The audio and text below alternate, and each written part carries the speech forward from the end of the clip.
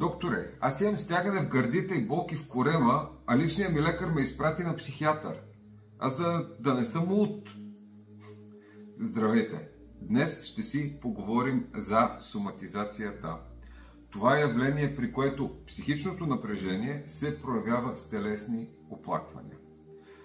В кабинета ми много често идват пациенти с тревожни и депресивни оплаквания. Те най-често се чувстват потиснати, тъжни, напрегнати или раздразнителни.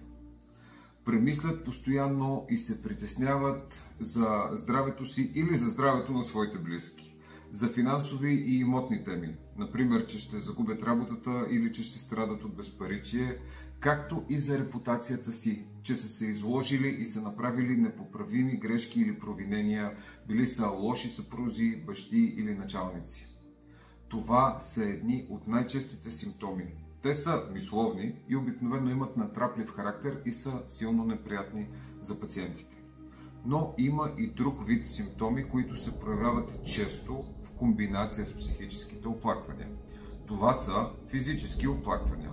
Много често двете са комбинирани, но при различни хора и особено в някои различни култури е по-вероятно да отсъстват психическите оплаквания от тъжно настроение или тревожност, а да преобладават физическите симптоми. Все пак, нека не забравяме, че главата и тялото са свързани и душевното и физическото формират едно цяло. Много често точно при хора, в семейства или в култури, където не е прието да се говори толкова открито за емоциите, се наблюдава явлението соматизация. Много често тези хора могат да не забелязват оплаквания от психическа сфера, като тъга или потиснатост, или гняв, или тревожност.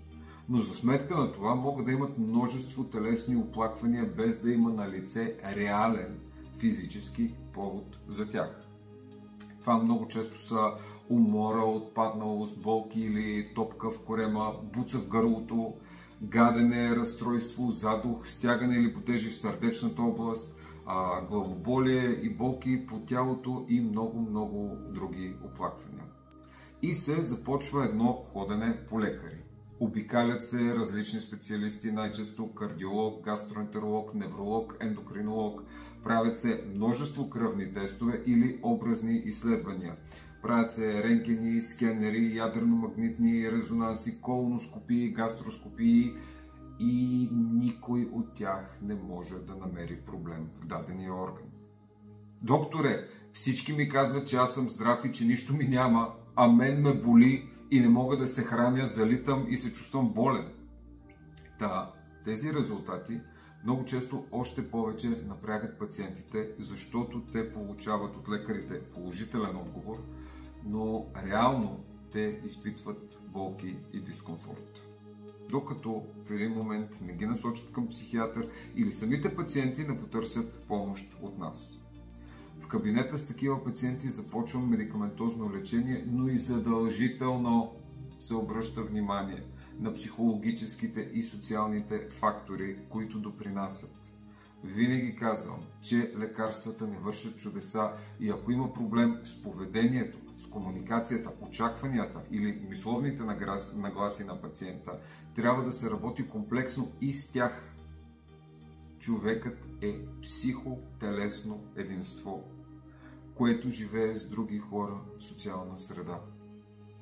Нека не забравяме, че всички аспекти имат значение и влияние и към всеки случай трябва да се подходи индивидуално и комплексно, за да има пълноценен резултат. Здравейте! Аз съм Васил Румов и съм лекар, специалист психиатър.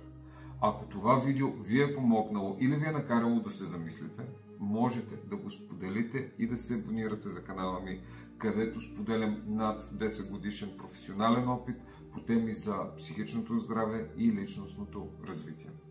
Благодаря, че го изгледахте до края.